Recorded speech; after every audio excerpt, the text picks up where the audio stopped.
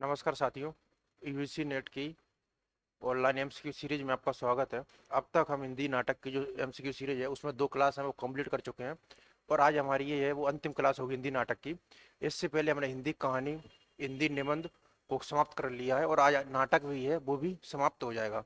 आज के सेशन का हमारा पहला प्रश्न है, निम्न निम्न में से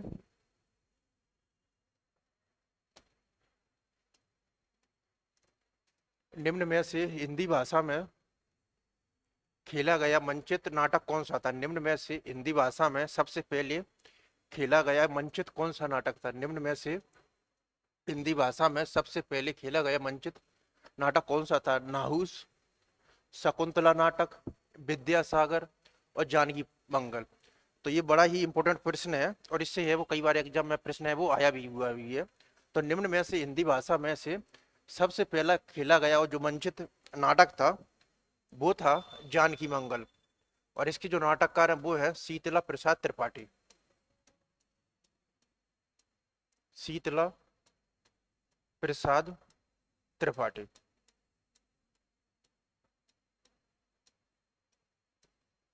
तो निम्न में से हिंदी भाषा में खेला गया सबसे पहले मंचित जो नाटक था वो था जानकी मंगल और इसके जो नाटककार हैं वो है शीतला प्रसाद त्रिपाठी। अगला प्रश्न है,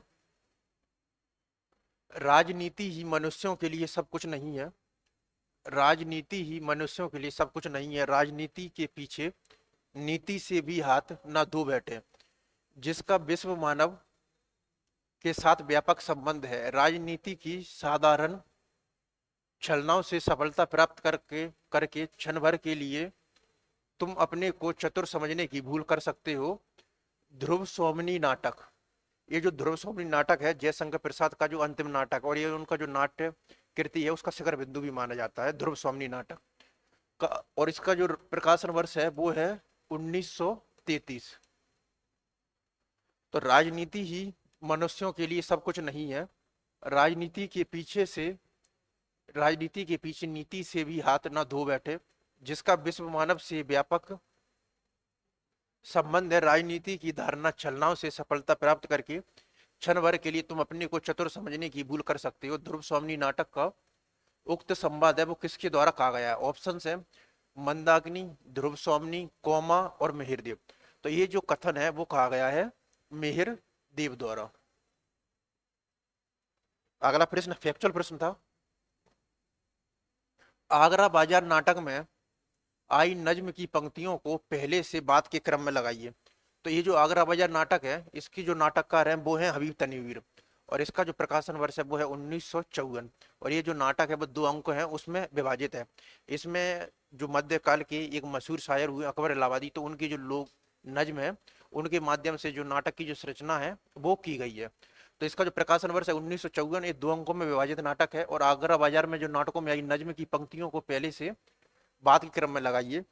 तो इसमें जो आगरा बाजार नाटक है उसकी जो शुरुआत होती है वो होती है शहर आशुब नज्म से और इसका जो अंत होता है वो होता है आदमी नामा नज्म पे। वह सुन के बोला बाबा खुदा तुझको खैर दे, हम दो ना चांद समझे ना सूरज है जानते। वह सुन के बोला बाबा खुदा तुझको खैर दे, हम तो ना चांद समझे ना सूरज है जानते।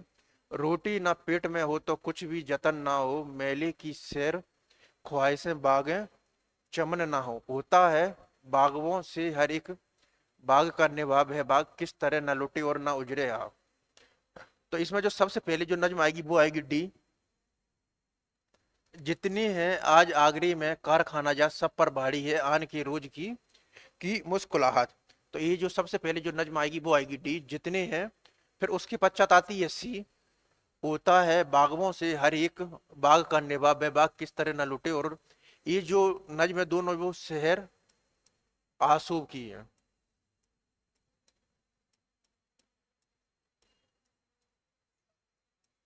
फिर पश्चात आता है ए, वह सुन के बोला बाबा खुदा तुझको खैर दे, हम ना चांद समझे ना सूरज जानते हैं।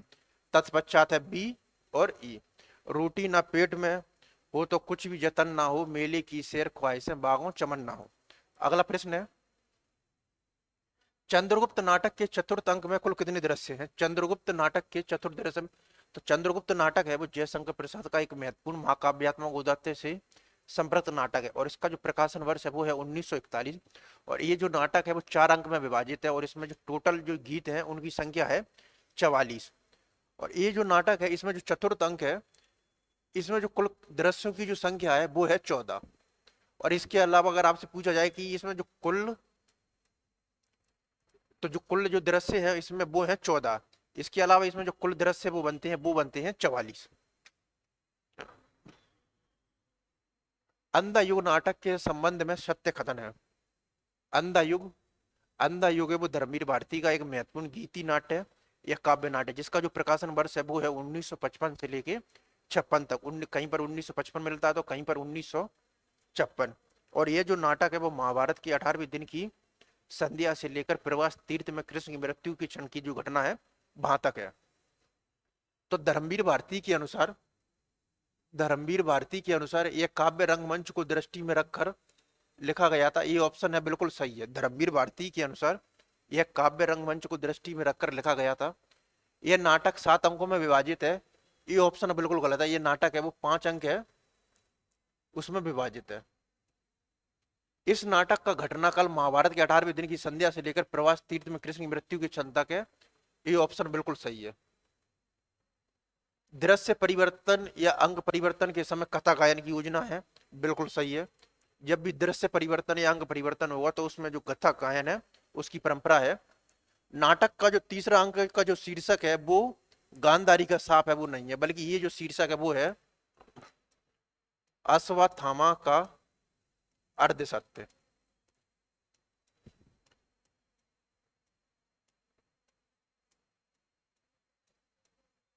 अश्वत्थामा का अर्ध सत्य। तो इस तरीके से हमारा ऑप्शन बनेगा ए, सी और डी। डी आंसर है वो सही है हमारा। यह नाटक इस अर्थ में समकालीन नाटक है कि किसी भी समय के अन्याय, अनाचार, भ्रष्टाचार, विवेक शून्यता और मनमानेपन पर रोशनी डालता है। इस प्रहसन में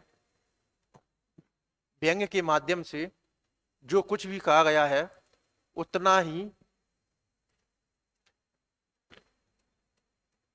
अधिक कहने की गुंजाइश भी है। अंदिर नगरी नाटक, तो अंदिर नगरी नाटक है वो भारतेंदु हरिश्चंद्र का एक प्रमुख नाटक है और इसका जो प्रकाशन वर्ष है वो है 1881। और इसमें जो नाटक और जो दृश्यों की संख्या है वो है 6। तो यह नाटक इस अर्थ में समकालीन नाटक है कि यह किसी भी समय के अन्याय, अनाचार, भ्रष्टाचार, विवेक शून्यता और मनमानेपन पर रोशनी डालता है। इस प्रहसन में व्यंग्य के माध्यम से जो कुछ भी कहा गया है उतना ही अधिक कहने की गुंजाइश भी है। अंदिर नगरी नाटक के संबंध एक कथन है वो बोला है सत्य प्रकाश मिश्र ने। तो अंदिर नगरी नाटक के संदर्भ में बड़ा ही महत्वपूर्ण कथन है वो है सत्य प्रकाश मिश्र का।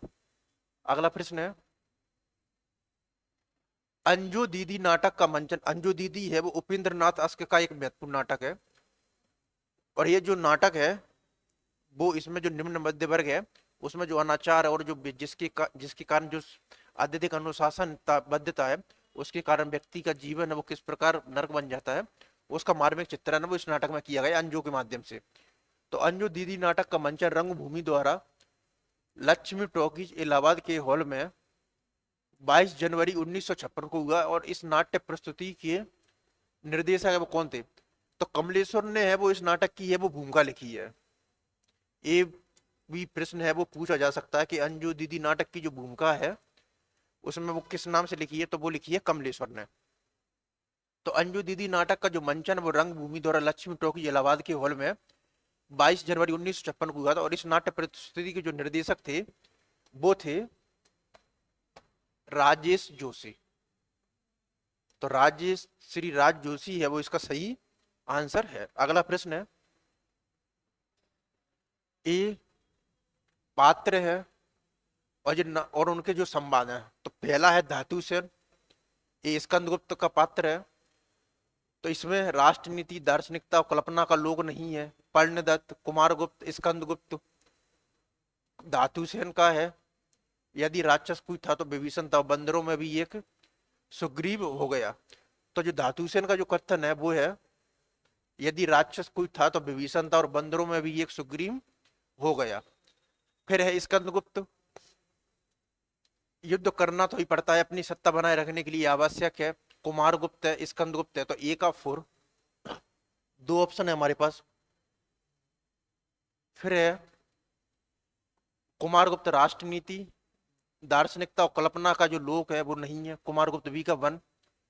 स्कंदगुप्त का है हद की बातों का राजनीतिक भाषा में व्यक्त करने का चक्र, नहीं जानता। और पर्णदत्त का है युद्ध तो करना ही पड़ता है, अपनी सत्ता बनाए रखने के लिए आवश्यक है। अगला प्रश्न है, निम्नलिखित में से कौन सा कथन है वो चाणक्य के द्वारा नहीं कहा गया है? तो जो चंद्रगुप्त नाटक है उसमें चाणक्य के है वो बड़े ही महत्वपूर्ण कथन आते हैं, और उसी के माध्यम से उसमें जो कथन है ना, उनकी वो चर्चा है वो की जाती है। तो निम्नलिखित में ऐसा कौन सा कथन है वो चाणक्य के द्वारा नहीं? पवन सेनापति मार्ग चाहते हुए युद्ध मुझ पर कृतज्ञता का बोझ है, मनुष्य अपनी दुर्बलता से भली भांति परिचित रहता है, परंतु उसे अपने बल से भी अवगत होना चाहिए, मुझे इस अंतिम समय में मैं भी कुछ क्या दान देना चाहते हो। इसमें पूछा गया क्या नहीं कहा गया है? वह राजाओं का नियमन करना जानता है, राजा बनाना जानता है, दुर्ग द्वार टूटता है, और वह अभी हमारे इस वीर सैनिक हैं वो इसको मटियामेट करना जानते हैं। तो इसमें जो पवन सेनापति मार्ग चाहते हो या युद्ध मुझ पर कृतज्ञता का बोझ है, ये जो कथन है वो चाणक्य के द्वारा नहीं कहा गया है। मनुष्य अपनी दुर्बलता से भली भांति परिचित रहता है, परंतु उसे अपने बल से भी अवगत होना चाहिए, ये जो कथन है वो चाणक्य का है। दुर्ग द्वार टूटता है और अभी हमारे वीर सैनिक इस दौर को मटिया मोड़ करना चाहते हैं, ये भी जो चाणक्य का कथन है। मेरे इस अंतिम समय भी कुछ दान देना चाहते हो, तो ए सी और ई जो कथन है वो चाणक्य के द्वारा नहीं कहे गए हैं। अब है ये जो नाटक है और नाटककारों की जो सूची है उसका मिलान करना है। विश्वनाथ सिंह है, उनका बड़ा ही महत्वपूर्ण नाटक है वो है आनंद रघुनंदन। नाहुस है गोपाल चंद का, तो सी का 4। दो ऑप्शन है और डी का 3, हमारे पास दो ऑप्शन है। फिर है सवासार और समयसार, तो जो सवासार है वो है रघुराज नागर का, और समयसार है बनारसी दास का। तो ए का 2, बी का 1, तो ये आंसर है वो सही है हमारा। अगला प्रश्न है,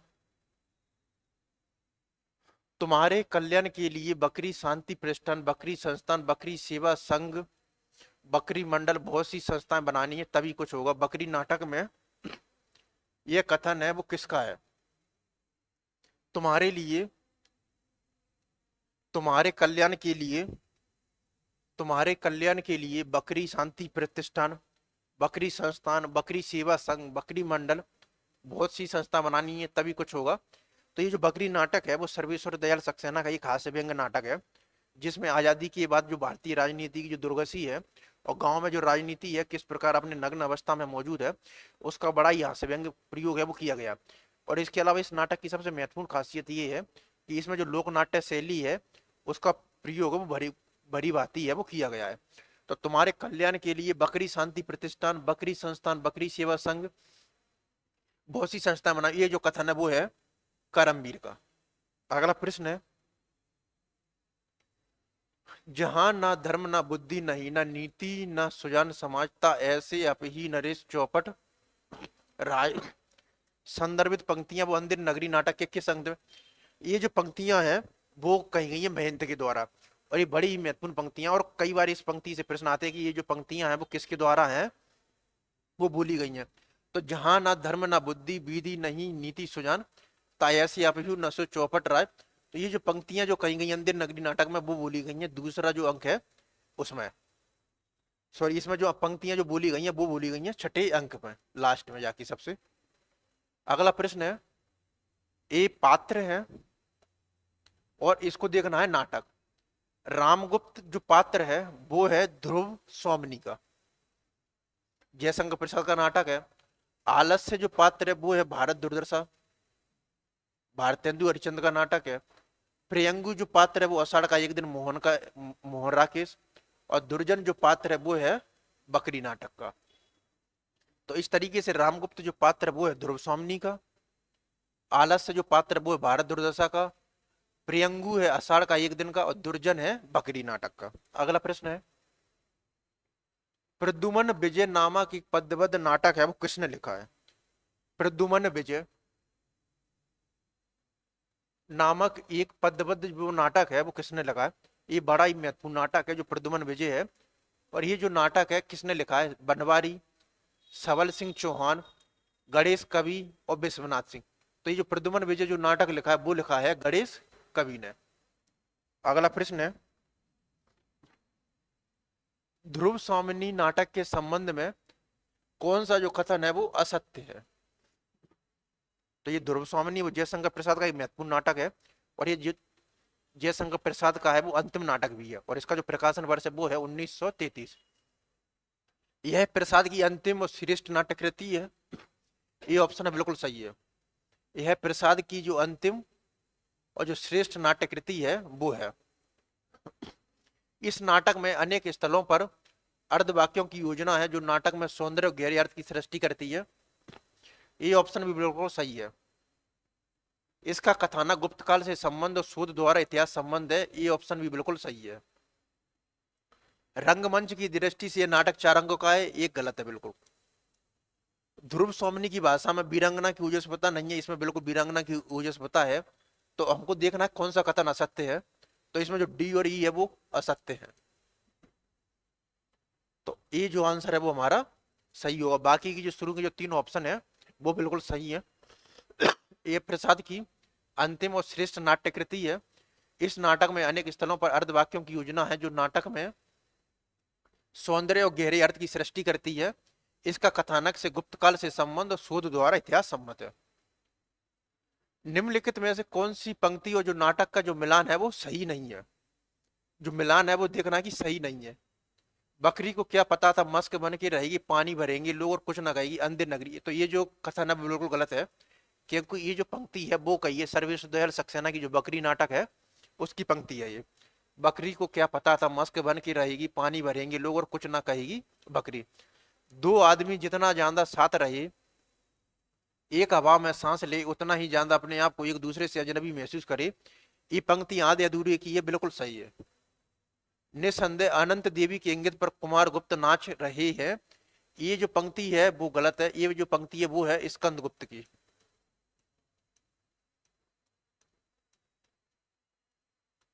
सौभाग्य और दुर्भाग्य मनुष्य की दुर्बलता के नाम है, और ये जो पंक्ति है वो भी है ध्रुव स्वामिनी नाटक की। सुना है उनके भतीजे असदुल्ला की शादी हो गई है आगरा बाजार। ये पंक्ति भी आगरा बाजार की है। तो इस तरीके से हमारे जो ऑप्शन बनेंगे वो ए और सी है वो मिलान सही नहीं है। तो ये जो आंसर है वो हमारा है वो सही होगा। ये नाटक है और नाटककार है, इनको देखना है। जयशंकर प्रसाद का जो नाटक है वो है कामना। हरिकृष्ण प्रेमी का है शिव साधना। उपेंद्रनाथ हरिकृष्ण प्रेमी का ए का 3rd, सी का 4th। तो जो डी आंसर है वो हमारा सही होगा। उदय शंकर भट्ट का है मत्स्य गंधा, और उपेंद्रनाथ अस्क का है तौलिए। तो इस तरीके से हरिकृष्ण प्रेमी है उनका है शिव साधना, उदय शंकर भट्ट का है मत्स्य गंधा, जयशंकर प्रसाद का कामना, उपेंद्रनाथ अस्क का तौलिए। ध्रुव स्वामिनी नाटक के संदर्भ में निम्नलिखित में से कौन सा कथन है वो सत्य है? ध्रुव स्वामिनी नाटक के संदर्भ में कौन सा कथन है वो सत्य है? ध्रुव स्वामिनी को लेकर क्या साम्राज्य से भी हाथ धोना पड़ेगा? ये कथन है सत्य है। मैं उपहार में देने की वस्तु हूं, ये गलत है। यहाँ ऐसी निर्जलता का मैं नाटक नहीं देखना चाहती, ये सही है। यहाँ मर्द रामगुप्त अपने पिता की तरह दिग्विजय करने निकला था। तो इसमें पूछना है कि सत्य है वो कौन सा है। तो अभी तक ए और जो सी है वो हमारे सत्य हैं, वो रहे हैं, और बाकी की जो तीनों हैं वो गलत है। अगला प्रश्न है, चूरन अमलवेद का भारी जिसको खाते कृष्ण मुरारी, मेरा पाचक है पचलौना जिसको खाता श्याम सलोना, अंदिर नगरी नाटक के किस अंग से यह ली गई है? तो जब अंध नगरी नाटक है तो उसका जो दूसरा अंग है, जो दूसरा दृश्य है, तो उसमें जो बाजार का दृश्य आता है, तो वहीं से ये जो दूसरा अंक है उसकी ये पंक्तियां हैं। चूरन, जिसमें जो चूरन वाला है वो बोलता है, चूरन अमल वेद का भारी, जिसको खाते कृष्ण मुरारी, मेरा पाचक है पचलौना, जिसको खाता श्याम सलोना। भारतेंदु कृत जो सती प्रताप नाटक का जो नाट्य रूप है कौन सा? जो भारतेंदु का जो सती प्रताप जो नाटक है वो बड़ा ही उनका एक मौलिक नाटक है।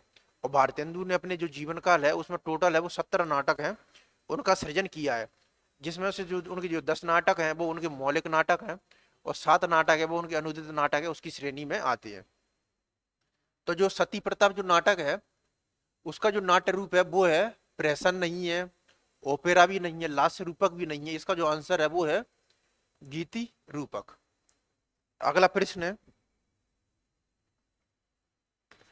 ये रचनाकार हैं और इनकी जो रचना है उनका मिलान करना है। भारतेंदु हरिश्चंद्र, जयशंकर प्रसाद। जयशंकर प्रसाद का है जनमेजय का नाग यज्ञ। भारतेंदु हरिश्चंद्र का है मुद्रा राक्षस। ए का 4, बी का 1, उपेंद्रनाथ अश्क का है जय पराजय, और लक्ष्मी नारायण लाल का है कलंकी। तो ये जो हमारा जो ये ऑप्शन है वो बिल्कुल है वो सही है। भारतेंदु हरिश्चंद्र का जो नाटक है वो है मुद्रा राक्षस। जयशंकर प्रसाद का है जनमेजय का नाग यज्ञ। उपेंद्रनाथ अश्क का है जय पराजय, और लक्ष्मी नारायण लाल का है कलंकी। एक और द्रोणाचार्य नाटक के अंतर्गत कौन सा पात्र है वो लीला का समरूपी है? तो एक और जो द्रोणाचार्य जो नाटक है वो शंकर शेष का नाटक है। इसमें जो समानांतर या जो दोहरा कथानक है उन कथाओं का प्रयोग लिया गया है।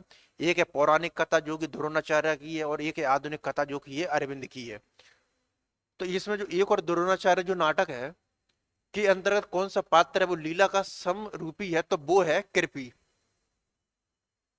इसमें जो कृपी है वो उनमें वो पत्नी होती है द्रोणाचार्य की, और इसमें जो लीला जो पत्नी होती है वो होती है अरविंद की। तो इसमें जो समरूपी जो पात्र होगा वो होगा लीला का कृपी।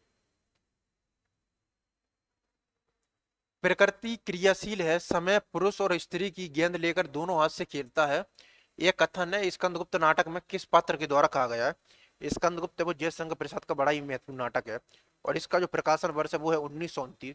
यह नाटक है वो 5 अंकों में विभाजित है, और इस नाटक की खासियत यह है कि इसमें जो भारतीय जो पाश्चात्य दो शैलियां हैं उनका जो समन्वय है वो इस नाटक में किया गया है।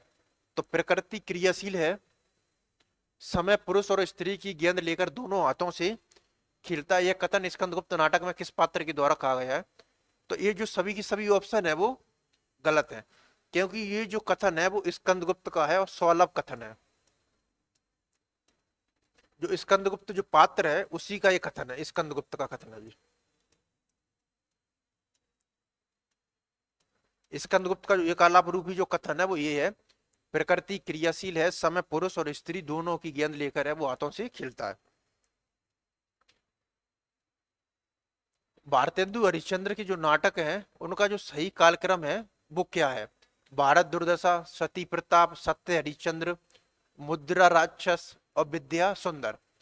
तो भारतेंदु हरिश्चंद्र का जो सबसे पहले जो नाटक आता है उसमें मुद्रा राक्षस है, सती प्रताप है, ये सभी जो नाटक हैं वो भारतेंदु हरिश्चंद्र की जो प्रमुख नाटक हैं वो है।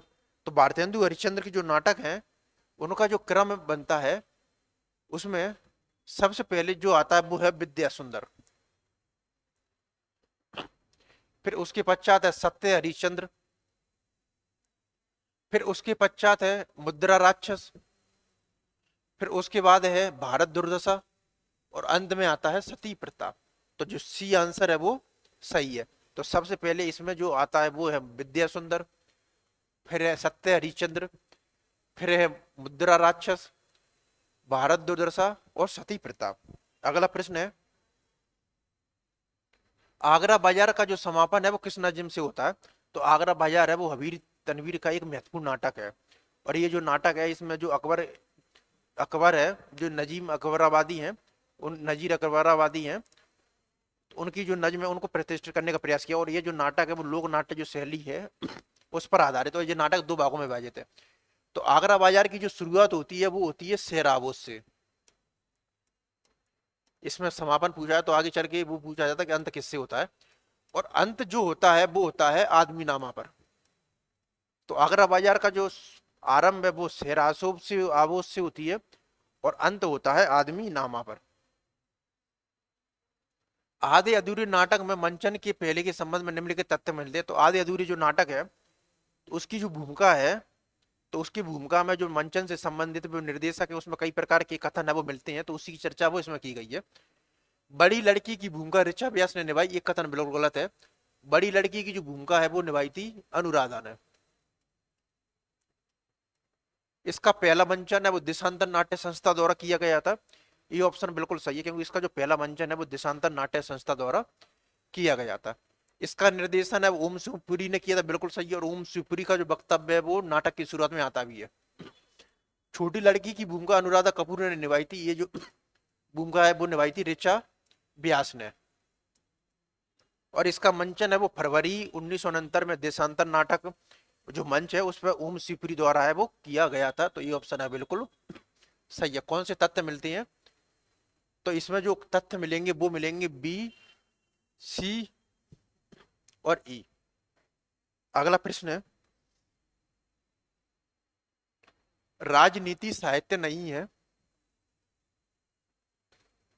राजनीति साहित्य नहीं है, उसमें एक एक क्षण का महत्व है। कभी एक क्षण के लिए भी चूक जाए तो बहुत बड़ा अनिष्ट हो सकता है। यह संवाद है किस नाटक और किस चरित्र का है, तो आषाढ़ का एक दिन है वो मोहन राकेश का बड़ा ही महत्वपूर्ण नाटक, और ये उनका है वो पहला नाटक है। और ये जो राजनीति साहित्य नहीं है उसमें एक एक क्षण का महत्व है। कभी एक क्षण के लिए भी चूक जाए तो बहुत बड़ा अनिष्ट हो सकता है, ये संवाद है वो कहा गया है आषाढ़ का एक दिन में प्रियंगु द्वारा। तो ये जो संवाद है वो आषाढ़ का एक दिन में प्रियंगु का है। अगला प्रश्न है, इसमें जो ध्रुव स्वामिनी की जो संवाद है उनको है वो पहले से जो बाद का जो क्रम है उसमें लगाना है। ध्रुव स्वामिनी नाटक में ध्रुव स्वामिनी के संवादों को पहले से बाद के क्रम में वो लगाना है। तो इसमें जो लौट जाओ इस तुच्छ नारी जीवन के लिए इतनी महान उत्सर्ग की आवश्यकता नहीं, लौट जाओ इस तुच्छ नारी जीवन के लिए इतनी महान उत्सर्ग की आवश्यकता नहीं, ये पहले आएगा, बिल्कुल सही है। फिर उसके बाद आएगा अपनी कामना की वस्तु न पाकर आत्महत्या जैसा प्रसंग तो नहीं। फिर उसके बाद आएगा चंद्रे तुम मुझे दोनों ओर से नष्ट ना करो, यहाँ से लौट जाने पर भी क्या मैं गुप्तकाल के अंतापुर में रहने पाऊंगी। फिर उसके बाद है चंद्रे मेरे भाग्य के आकाश में धूमकेतु सी अपनी गति बंद करो। और अंत में है सी, तो मेरे और तुम्हारा जीवन साथ मरण ही होगा। तो जो बी आंसर है वो बिल्कुल सही है। मानव कब दानव से भी दुर्दंत, पशु से भी बर्बर और पत्थर से भी कठोर, करुणा के लिए निर्वकाश हृदय वाला हो जाएगा, नहीं जाना जा सके। ये बड़ी महत्वपूर्ण पंक्तियां चंद्रगुप्त नाटक की, और ये पंक्तियां हैं कई बार आपको एग्जाम में वो देखने को मिलेंगी, इतनी महत्वपूर्ण पंक्तियां। तो मानव कब दानव से भी दुर्दंत, पशु से भी बर्बर और पत्थर से भी कठोर, करुणा के लिए निर्वकाश हृदय वाला हो जाएगा, नहीं जाना जा सकता। तो जो चंद्रगुप्त नाटक में जो उक्त संवाद है वो है सिंगरन का। अगला प्रश्न है, को नहीं पकड़त मेरो हाथ 20 कोटि सुत सुत औरत हो नाथ।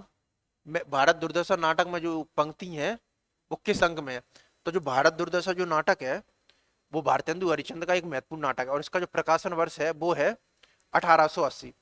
और डॉक्टर जो बच्चन सिंह है वो हिंदी साहित्य का दूसरा इतिहास पुस्तक में भारत दुर्दशा को हिंदी का जो पहला जो राजनीतिक नाटक है उसके रूप में चित्रित करते हैं। यह एक प्रकार से जो नवजागरण है उससे प्रेरित है वो नाटक है, जिसमें कि जो वर्तमान भारत की जो दुर्दशा है उसका चित्रण करने के साथ ही भारत के जो स्वर्णिम गौरव है उसका विस्तार से वर्णन किया किया गया, और साथ ही जो हमारा जो भविष्य है वो किस प्रकार बेहतर और सुंदर हो सकता है उसका वर्णन है वो इस नाटक में वो आता है। तो ये को नहीं पकड़त मेरो हाथ 20 कोटि सुत फिरत में हूँ अनाथ। तो भारत दुर्दशा नाटक में जो उक्त गीत है वो अंक में वो है दूसरे अंक में, और ये जो पंक्तियां हैं वो हैं भारत की। तुम जीवन से तटस्थ हो सकते हो, परंतु अब मैं तो तटस्थ नहीं हो सकती। उपरोक्त पंक्तियां हैं वो आषाढ़ के एक दिन से के संग आषाढ़ का एक दिन है वो मोहन राकेश का पहला नाटक है और ये बड़ा ही महत्वपूर्ण नाटक है। और मोहन राकेश ने ये जो नाटक है वो रंगमंच है उसको ध्यान में रखकर लिखा है। और इसी के साथ ही जो हिंदी और जो रंगमंच का जो मौलिक जो संबंध है उसको स्थापित करने का भी प्रयास है वो मोहन राकेश ने किया है। मोहन राकेश ने अपने जीवन काल में 3 ही नाटक लिखे हैं, आषाढ़ का एक दिन, लहरों के राजहंस और आधे अधूरे। इसमें जो कथन है तुम जीवन से तटस्थ हो सकते हैं परंतु अब मैं तो अब तटस्थ नहीं हो सकती, ये जो कथन है वो मल्लिका और कालिदास का संवाद है।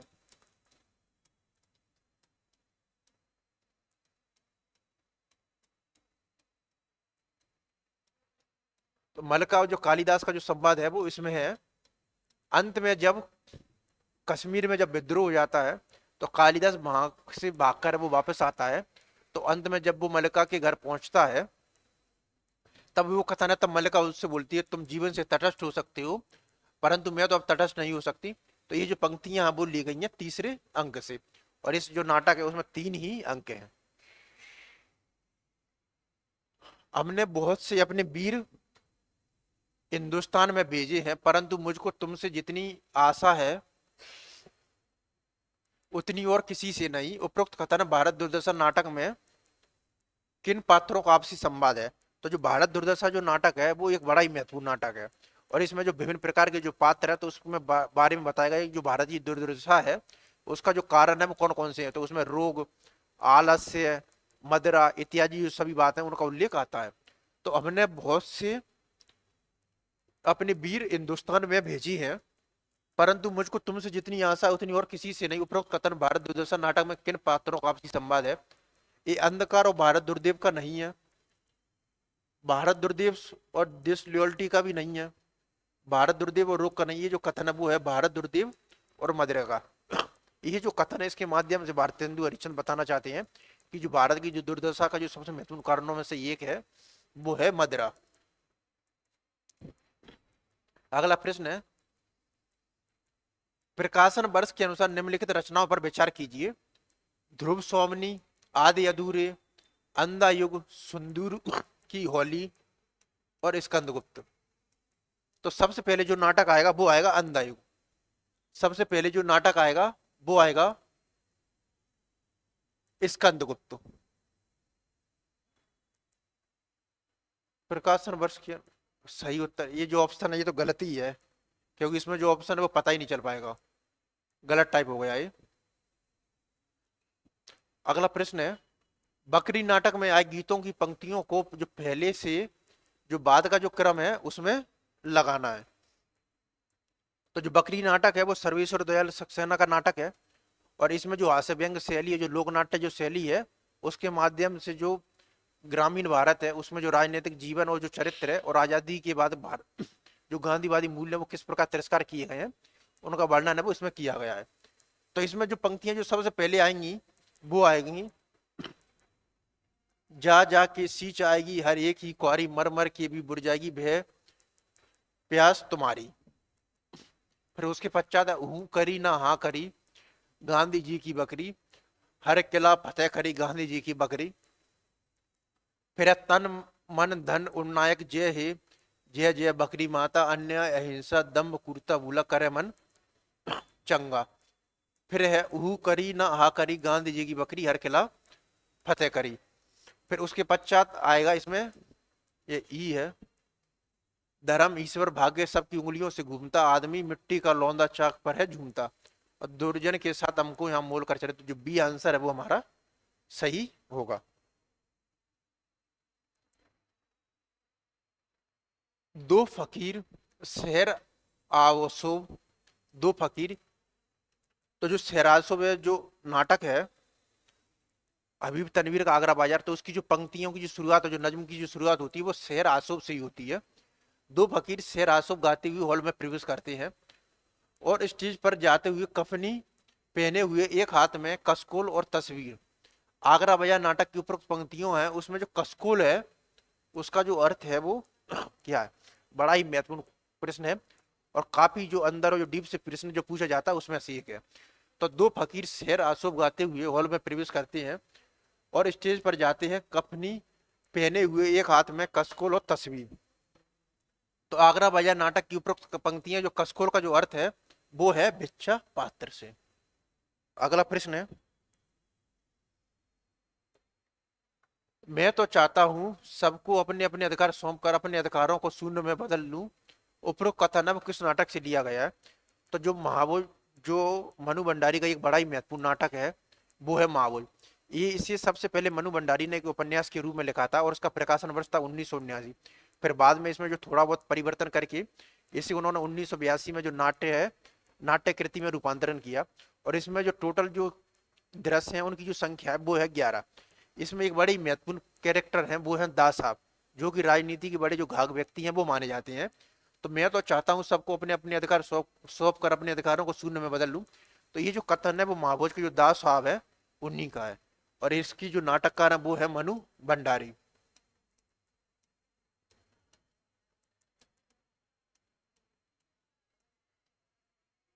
अगला प्रश्न है,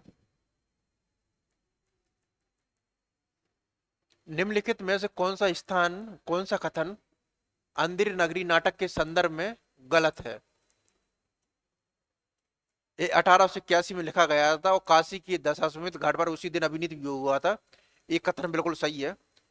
इस नाटक में 5 दृश्य नहीं है, इस नाटक में 6 दृश्य है।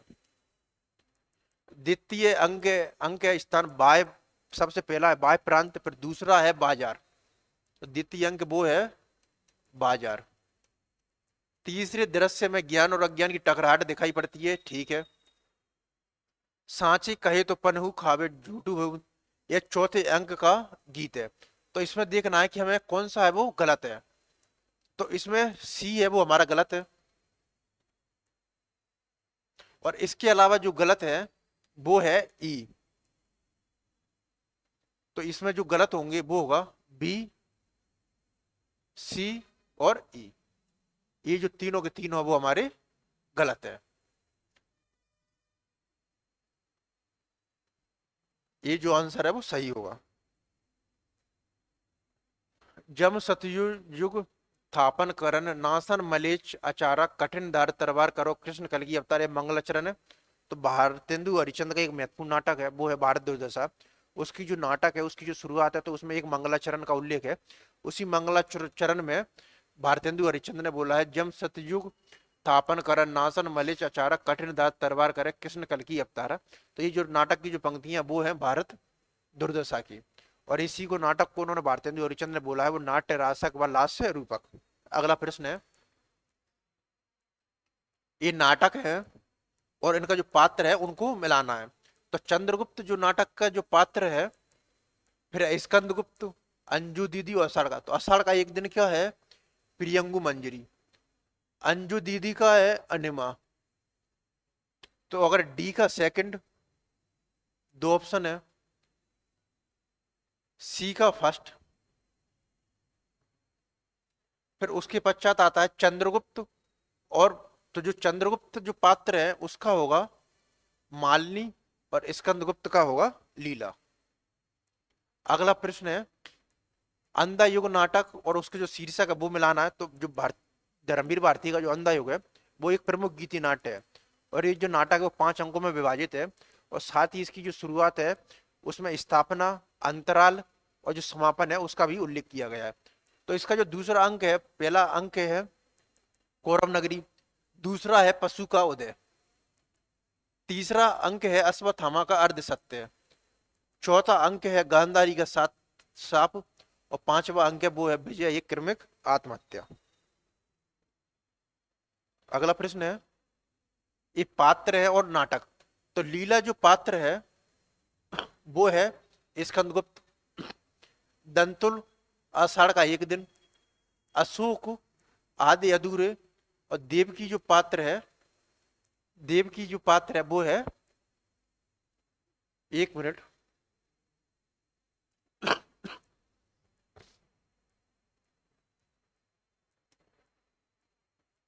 देव की जो पात्र है वो है स्कंदगुप्त का, अशोक है आदि अधूरे, दंतुल है आषाढ़ का एक दिन, और लीला जो पात्र है वो है एक और द्रोणाचार्य का। अगला प्रश्न है, ये वक्तव्य है और ये जो पात्र है उनकी जो चर्चा है वो की गई है। तो इसमें आपस में तू मैं शुरू हो गई, बात बात में एक अच्छा खासा हंगामा शुरू हुआ। तो ये जो शुरुआत है वो की जाती है किताब वाले से। फिर अब मैंने तुम लोगों का क्या बिगाड़ा था, एक तो मंदा बाजार ऊपर से, ये जो बात बोलता है वो बोलता है बर्तन वाला। बादशाह सलामत के उस्ताद हैं, अगर तारीफ करें तो जर्रे को आफ्ताब बना दें, ये है हमजोली। और आपका दिमाग जैसे आसमान पर सूरज मेरी हैसियत, ये है ककड़ी बाला। तो जो सी आंसर है वो हमारा सही है। अगला प्रश्न है, ये कथन है और उनका पात्र, आप लोग समझदार हैं गांधी जी, महत्वाकांक्षा का मोती। तो आप लोग जो समझदार हैं गांधी जी, ये होगा दुर्जन। मैं उसे मांगता नहीं, महत्वाकांक्षा का मोती निष्ठुरता की सीपी में पड़ता है। ये चाणक्य का जो चंद्रगुप्त का उसका कथन है। मैं इस समय अपना पास तुम्हारे पास होना बहुत आवश्यक समझता हूं। तो ये जो है वो गलत टाइप हो गया है, उसके अगली जगह प्रश्न सॉल्व करते हैं हम। लोभ पाप को मूल है, लोभ मिटावत मान, लोभ कभी नहीं कीजिए या में नरक निदान, अंधिर नगरी जो नाटक है, मैं उपरोक्त कथन है वो किसका है। तो ये जो कथन है, जितने भी नैतिकतावादी और जो बेहतर कथन कहे गए हैं वो कहे गए हैं महंत के द्वारा। और महंत के ये दोनों शिष्य हैं, नारायण दास और गोवर्धन दास। और जो गोवर्धन दास ही वो अंत में है, वो प्रारंभ में वो नाटक है, उनके गुरु की बात, महंत की बात को वो नहीं मानता है। तो लोभ पाप को मूल है, लोभ मिटावत मान, लोभ कभी नहीं कीजिए या में नरक निदान। तो ये जो कथन है वो है महंत जी का। भारत समग्र विश्व का है और संपूर्ण वसुंधरा इसके प्रेम पास में आबद्ध है, अनादिकाल से ज्ञान की मानवता की ज्योति यह विकीर्ण कर रहा है। तो जयशंकर प्रसाद की जो नाटकों की ये खासियत है कि उनके जो जितने भी गीत और जो पंक्तियां हैं उनके जो नाटकों में है वो राष्ट्रीय चेतना है वो नजर आएगी। फिर चाहे वह ईमानदारी, तुरंग सुरंग से प्रबुद्ध शुद्ध भारती, स्वतंत्रता समझौता स्वतंत्रता प्राप्ति, और उनके जितने भी नाटक हैं, अजात शत्रु, स्कंद गुप्त, चंद्रगुप्त और ध्रुव स्वामी, उनमें जो सांस्कृतिक और जो राष्ट्रीय चेतना है वो नजर आएगी। इस तरीके से अपने जो नाटक हैं और जो गुप्त काल और जो अतीत का जो वातावरण है उसके माध्यम से लेकर वो भारतीय स्वाधीनता आंदोलन में जो राष्ट्रीय चेतना का जो विकास है उसको जो पुष्ट है वो करना का प्रयास कर रहे थे। तो उसी को साकार करने वाली ये पंक्तियां हैं, भारत समग्र विश्व का है और संपूर्ण वसुंधरा इसके प्रेम पास में आबद्ध है, अनादिकाल से ज्ञान की मानवता की ज्योति विकीर्ण कराए। और तो ये जो कथन कहा गया वो कहा गया है, जो ये जो कथन है वो कहा गया है धातुसेन के द्वारा। अगला प्रश्न है, ये भारत दुर्दशा है, उसके अंक भारत दुर्दशा है, उसके जो अंक है उनकी जो संख्या है वो है टोटल 6। और फिर उसका स्थान, तो जो पहला जो अंक है वो है बी थी। दूसरा अंक है, जो पांचवा जो अंक है वो है किताब खाना। तो ए का सेकंड, डी का थर्ड, फिर दूसरा जो अंक है वो है शमशान और टूटे फूटे मंदिर, और तीसरा अंक है वो है मैदान। तो जो सेकंड ऑप्शन है वो हमारा सही है। अगला प्रश्न है, मोहन राकेश का नाटक है आधे अधूरे, जिसे आधुनिक व्यर्थता बोध और विसंगति बोध का सबसे महत्वपूर्ण नाटक है वो कहा जाता है। और बच्चन सिंह है वो इस नाटक के बारे में बोलते हैं, कोई अगर इसे विसंगति बोध का नाटक बोलना चाहता है तो वो भी बोल सकता है। तो जो मोहन राकेश का जो नाटक है आधे अधूरे, वो सबसे पहले वो किस पत्रिका में है, वो 3 अंकों में वो है छपा था। तो ये जो सबसे पहले वो पत्रिका में छपा था, दिनमान में नहीं, सारा का जो पत्रिका है उसके जो संपादन का कार्य है वो बड़ा महत्वपूर्ण है और इसे किया था कमलेश्वर ने। ये सबसे पहले छपा था धर्मयुग पत्रिका में, 3 अंकों की श्रृंखला में। अंधिर नगरी नाटक के अंकों का स्थान क्रम क्या है। तो अंधिर नगरी जो नाटक है वो भारतेंदु हरिश्चंद्र का नाटक है, और ये जो नाटक है वो 6 अंकों में विभाजित है। और इसका जो क्रम बनता है वो बनता है बाय प्रांत, बाजार, जंगल, राज्यसभा, बाय प्रांत, बाजार, जंगल, राज्यसभा, अरण्य, और लास्ट में होता है शमशान। तो सबसे पहले है बाय प्रांत, फिर बाजार, जंगल, राजसभा, अरण्य और लास्ट में होता है शमशान। तो बाय प्रांत के बाद है बाजार। तो जो फोर आंसर है वो हमारा सही होगा इसका। निम्नलिखित में से किस नाटक में, बड़ा ही महत्वपूर्ण प्रश्न है, निम्नलिखित में से किस नाटक में झंडा ऊंचा रहे हमारा तथा रघुपति राघव, राजा राम आदि का सृजनात्मक व्यंग्य परक अर्थ दिया गया है। निम्नलिखित में से किस नाटक में झंडा ऊंचा रहे हमारा तथा रघुपति राघव, राजा राम आदि का सृजनात्मक जो व्यंग्य परक अर्थ है वो दिया गया। महाभोज, महाभोज जो नाटक है वो है मनु भंडारी का, और इसका जो प्रकाशन वर्ष है वो है 1982, और ये जो नाटक है वो 11 दृश्य है उसमें विभाजित है। अंजू दीदी जो नाटक है वो है उपेंद्र नाथ अश्क का। सिंदूर की होली है, ये एक समस्या मूलक जो नाटक है, उसमें जो वैदव्य की जो समस्या है उसको चित्रित किया गया, और ये इसकी जो नाटककार है वो है लक्ष्मी नारायण मिश्र। और बकरी जो नाटक है वो है सर्वेश्वर दयाल सक्सेना का। ये जो नाटक है वो 2 अंकों में विभाजित है, और दोनों जो अंक हैं उसमें 3-3 दृश्य हैं वो मौजूद है। तो निम्नलिखित में से किस नाटक में झंडा ऊंचा रहे हमारा तथा रघुपति राघव, राजा राम आदि का जो सृजनात्मक व्यंग्य परक जो अर्थ दिया गया वो दिया गया है सर्वेश्वर दयाल सक्सेना के जो बकरी नाटक है उसमें। अगला प्रश्न है, योग्यता 1/4 व्यक्तित्व का निर्माण करती है, शेष पूर्ति प्रतिष्ठा द्वारा होती है। लास्ट प्रश्न है, योग्यता 1/4 व्यक्तित्व का निर्माण करती है, शेष पूर्ति है वो प्रतिष्ठा द्वारा होती है। उपरोक्त कथन है वो किसका है? तो ये जो कथन है वो आषाढ़ का एक दिन जो नाटक है उसका है, जो कि मोहन राकेश का नाटक और ये प्यारा नाटक है। तो योग्यता 1/4 व्यक्तित्व का निर्माण करती है, शेष पूर्ति है वो प्रतिष्ठा द्वारा होती है। ये जो कथन है वो आषाढ़ का एक दिन में जो निक्षेप है उसका कथन है। तो योग्यता 1/4 व्यक्तित्व का निर्माण करती है, शेष पूर्ति प्रतिष्ठा द्वारा होती है, कथन है निक्षेप का। इसके अलावा इसमें विलोम का एक बड़ा ही महत्वपूर्ण कथन है, वो है कालिदास क्या है एक सफल विलोम और विलोम क्या है एक असफल कालिदास। तो निक्षेप का कथन है एक योग्यता 1/4 व्यक्तित्व का निर्माण करती है, शेष पूर्ति प्रतिष्ठा द्वारा होती है। तो विलोम का कथन है कालिदास क्या है एक सफल विलोम और विलोम क्या है एक असफल कालिदास। तो ये जो नाटकों का जो पीवाईक्यू है उसे हमने आज खत्म कर लिया है। इसके पश्चात जो पीवाईक्यू सीरीज में अगला सेशन रहेगा वो हमारा रहेगा उपन्यासों का। धन्यवाद। इसके अलावा हमारा जो डिस्क्रिप्टिव और जो विश्लेषणात्मक क्लासेस हैं यूजीसी नेट के लिए वो भी प्रारंभ हो गई है। उसमें हमारी जो सबसे पहली क्लास थी वो थी उसने कहा था कहानी, जो कि यूजीसी नेट की जो प्ले लिस्ट है वहां पर जाकर आप उसको देख सकते हैं। इसके अलावा जो धीरे धीरे उसमें और भी जो कविताएं जो वो है टॉपिक हैं वो धीरे धीरे आते जाएंगे। धन्यवाद।